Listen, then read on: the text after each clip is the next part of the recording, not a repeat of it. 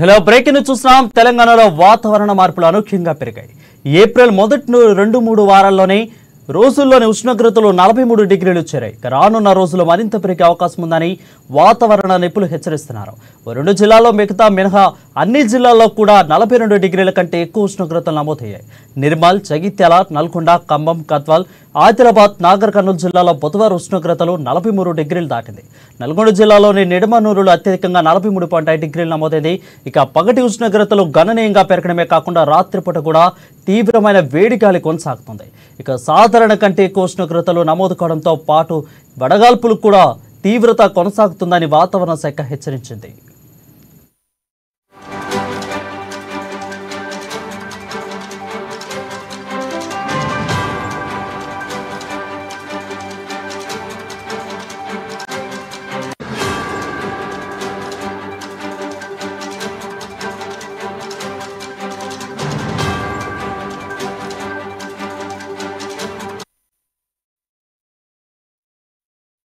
Breaking news చూస్తున్నాం. తెలంగాణలో వాతావరణ మార్పులు అనూహ్యంగా పెరిగాయి.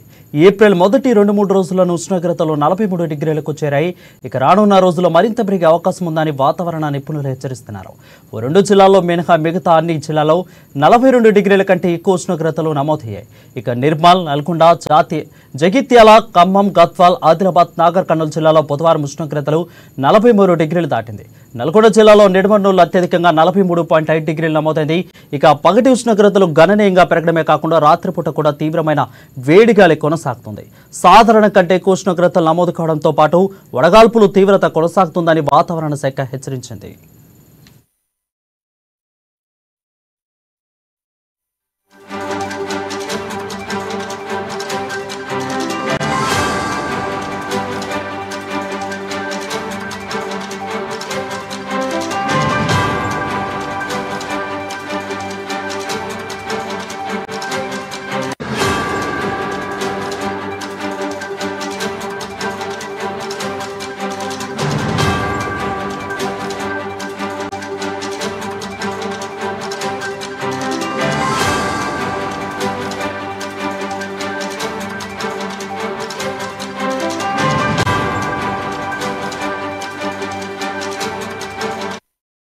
బ్రేకింగ్ న్యూస్ చూస్తున్నాం. తెలంగాణలో వాతావరణ మార్పులు అనూహ్యంగా పెరిగాయి.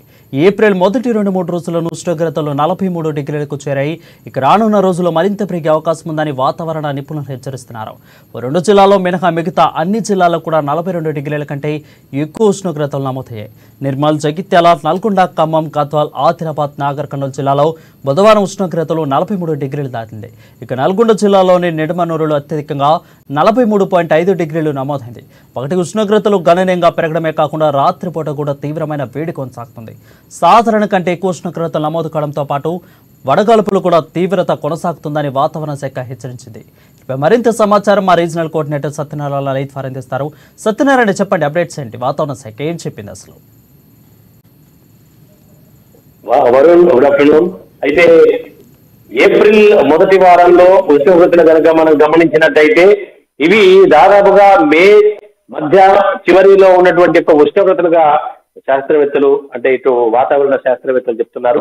ఎందుకంటే ఈ గ్లోబల్ వార్మింగ్ వల్ల, అలాగే సముద్ర మట్టంలోని సముద్రం ఉపరితలం పైన, అలాగే సముద్రం లోపల ఉష్ణోగ్రతలు తీవ్రంగా పెరగడం వల్ల ఇలాంటి కారణాలు, అంటే ఇలాంటి ఉష్ణోగ్రతలు అనూహ్యంగా పెరిగిపోతున్నాయని, దాదాపుగా ఈ 42-43 డిగ్రీల ఉష్ణోగ్రత అంటే ఇది అత్యధిక ఉష్ణోగ్రత కింద నమోదు చేసేటటువంటి అవకాశం. ఎందుకంటే సాధారణంగా సమశీతోష్ణ మండలమైనటువంటి ఈ యొక్క భారతదేశంలో ఇలాంటి ఉష్ణోగ్రతలు ఏప్రిల్, మేలో కూడా ఇది ఎక్కువగానే అనేట్టుగా వాళ్ళు భావిస్తున్నారు. దాదాపుగా 42, 41, 40 ఈ మధ్యలో ఉంటేనే అంటే వాతావరణం చాలా అనుకూలంగా ఉంటుందని, అలాగే ప్రజలకు కూడా చాలా బాగుంటుందని. కానీ 43, 44, 45 ఇవి భరించలేని ఉష్ణోగ్రతలుగా వాళ్ళు భావిస్తున్నారు. కాబట్టి ఇలాంటి సమయంలో ఖచ్చితంగా ప్రజలు వడదెబ్బ బారిన పడేటటువంటి అవకాశం కూడా ఉంటుందన్నట్టుగా చెప్తున్నారు. ఎందుకంటే ఎప్పుడైతే ఉష్ణోగ్రతలు గరిష్ట స్థాయికి చేరుతాయో పగటి ఉష్ణోగ్రతలు ప్రభావం పడుతుంది. అవి దాదాపుగా 43, 44 అలాంటి డిగ్రీలకు చేరువవుతాయి. అలాంటి సమయంలో కనుక బయట తిరిగితే ఖచ్చితంగా ప్రజలకు వడదెబ్బ సోకేటటువంటి అవకాశం ఉంటుంది. తద్వారా ప్రాణాపాయం సంభవించే అవకాశం కూడా ఉంటుంది. కాబట్టి ప్రజలైతే చాలా అప్రమత్తంగా ఉండాలని చెప్పేసి అందుకే ఎల్లో అలర్ట్ అయితే జారీ చేసినటువంటి ఒక పరిస్థితి ఇక్కడ మనకు తెలంగాణలో కనబడుతోంది. ఇక ఆదిలాబాద్ తో కాకుండా రాష్ట్ర వ్యాప్తంగా కూడా ఉష్ణోగ్రతలు దాదాపుగా 42కు పైనే నమోదైనటువంటి ఒక పరిస్థితి ఇక్కడ మనం చూడొచ్చు. అంటే ఇటు ఆదిలాబాద్ ఇటు పక్కన ఉన్నటువంటి నిర్మల్ జిల్లాలో నిన్న 43 డిగ్రీలు కూడా దాటినటువంటి ఒక పరిస్థితి ఇక్కడ మనకు కనబడ్డది. సో ప్రజల్లో ఒక రకమైనటువంటి ఒక భయాందోళన అయితే నెలకొంది. ఈ యొక్క వడగాలులు అలాగే ఇటు ఉష్ణోగ్రతలే కాకుండా ఆ గాలిలో వేగం కూడా విపరీతంగా ఉండడంతో తద్వారా వడగాలులు కూడా చాలా భయానకంగా వీస్తూ ప్రజల్ని ఇబ్బందులు పాలు చేస్తున్నాయి. ఇక ఉక్కపోత అంటే దాంతో పాటు గాలిలో తేమ వల్ల ఆ తేమ శాతం వల్ల కూడా విపరీతమైనటువంటి ఒక ఉడకపోత కూడా ఉంటుంది. దీంతో ప్రజలు ఆ ఉక్కపోతను కూడా భరించలేకపోతున్నారు. ఖచ్చితంగా వాళ్ళు ఇంట్లో ఉండి ఫ్యాన్ కిందనో ఏసీ కిందనో కూలర్ కిందనో చేరిపోవాల్సినటువంటి ఒక పరిస్థితి ఈ యొక్క ఎండాకాలంలో అయితే నెలకొంటోంది. అయితే ప్రధానంగా ఇక మిగతా సమయాల్లో అంటే వైద్యులు సూచిస్తున్న ప్రకారంగా మనం భావించినట్టయితే దాదాపు మధ్యాహ్నం 12 నుంచి సాయంత్రం 4 వరకు బయటికి వెళ్ళకపోతేనే బాగుంటుందని చెప్పేసి వైద్యులు సూచిస్తున్నారు. ఎందుకంటే ఆ సమయంలో పగటి ఉష్ణోగ్రతలు గరిష్ట స్థాయికి చేరుతున్నాయి కాబట్టి అలాంటి స్థితి రావద్దని చెప్పేసి వైద్యులు సూచిస్తున్నారు. కాబట్టి ఒకవేళ తప్పకుండా వెళ్లాల్సి వస్తే కనుక తగు జాగ్రత్తలు పాటించి మాత్రమే బయటకు వెళ్లాలని చెప్పేసి చెప్తున్నారు. అంతేకాకుండా అలాగే పిల్లలు మరియు వృద్ధుల విషయంలో కూడా చాలా జాగ్రత్తలు పాటించాలని పేరెంట్స్ ఇటు పెద్దలు కూడా వాళ్ళ ఆరోగ్యం పట్ల శ్రద్ధ తీసుకోవాల్సినటువంటి అవసరం ఈ ఎండాకాలంలో ఎంతైనా ఉంటుందని చెప్పేసి వైద్యులు సూచిస్తున్నారు.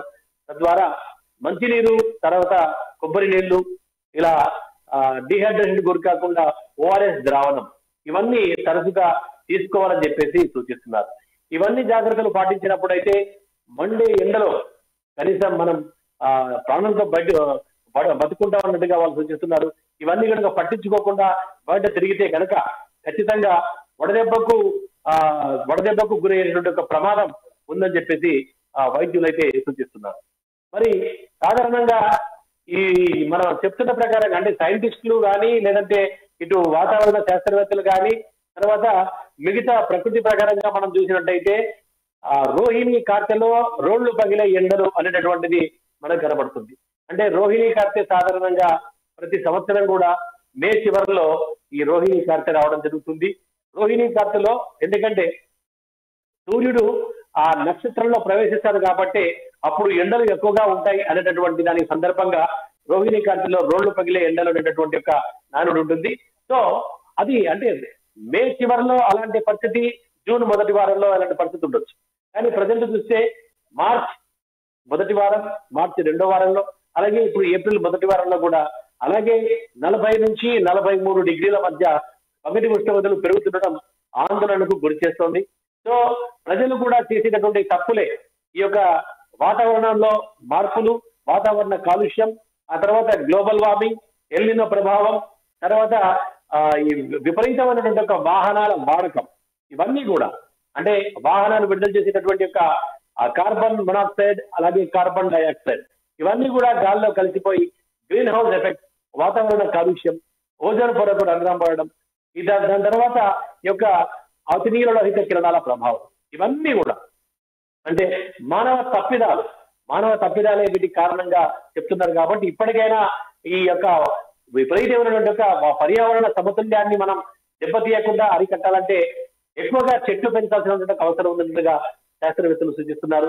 కానీ ఉన్న చెట్లనే, ఉన్న అడవులనే నరుక్కుంటూ వెళ్ళిపోతున్నాం కాబట్టి ఇలాంటి విపత్తులు సంభవించేటటువంటి అవకాశం, ఇలాంటి వాతావరణ మార్పులు అనూహ్యంగా పెరిగేటటువంటి ఒక అవకాశం, దీని ద్వారా మనం ఉపశమనం పొందాలంటే ఖచ్చితంగా చెట్లు ఎక్కువగా నాటి వాతావరణ సమతుల్యాన్ని ప్రతి ఒక్కరూ కాపాడితే మంచిదనేటటువంటి ఒక విధానాన్ని అయితే శాస్త్రవేత్తలు సూచిస్తున్నారు. ఒకవేళ ఈ మండే ఎండల నుంచి కనుక మనల్ని మనం రక్షించుకోవాలంటే ఖచ్చితంగా వైద్యులు, శాస్త్రవేత్తలు పాటించాల్సిన సూచనలు, నిబంధనలు ఖచ్చితంగా అమలు చేస్తే అందరికీ మంచిదనేటటువంటి ఒక విధానాన్ని అయితే వాళ్ళు చెప్తున్నారు అని. రైట్ సత్యనారాయణ, అంటే గత సంవత్సరంతో పోల్చుకుంటే ఈ సంవత్సరం ఇంతలా పెరగడానికి గల కారణం ఏంటి, అసలు ఏమని చెప్తున్నారు వైద్యులు? అయితే వాతావరణం సాధారణంగా ఇప్పుడు ఇక్కడ 45 డిగ్రీలు అంటే గతంలో అంటే 2016లో పోలిస్తే రాజస్థాన్ లో 50 డిగ్రీల ఉష్ణోగ్రత అక్కడ నమోదైంది. అదే ఇప్పటికీ హైయెస్ట్ టెంపరేచర్ 50 డిగ్రీలు రాజస్థాన్ లో 2016లో.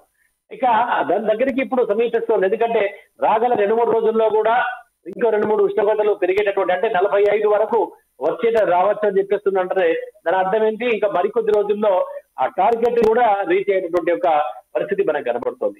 అలాంటి పరిస్థితి వస్తే కనుక పూర్తిగా ఇప్పుడు అంటే అతి నీళ్ళలో ఇదే కిరణాలు కూడా 9.5 ఉంది. అంటే ఇది సూర్యుడి, అంటే ఏదైతే సూర్యుడి యొక్క వేడి ఉంటుందో సూర్యుడి యొక్క వేడిలో ఇది 10% ఉంటుంది. అంటే ఆ 10% అప్పుడే 9.5కు చేరువైనామంటే మిగిలింది 0.5%. అంటే ప్రమాదం ఎంతలా ముంచుకొస్తుందో మన కళ్ళ ముందే కనబడుతోంది.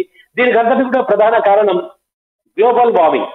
అంటే ఏదైతే మనం చేసేటటువంటి పర్యావరణ తప్పిదాలు ఉన్నాయో, గ్రీన్ హౌస్ వాయువులు గాల్లో కలవడం, తర్వాత సముద్ర మట్టాల్లో సముద్రం యొక్క లోతుల్లో ఉష్ణోగ్రతలు పెరగడం, తర్వాత ఏదైతే సముద్రంలో ఉన్నటువంటి ఒక ఉప్పు ఉంటుందో అందులో కూడా వేడి పెరగడం, ఇవన్నీ కూడా పలు రకాలుగా కారణాలు చెప్పేసి వైద్యులు ఇటు అలాగే శాస్త్రవేత్తలు చెప్తున్నారు. Varun. Right, thank you Satyanarayana for the updates.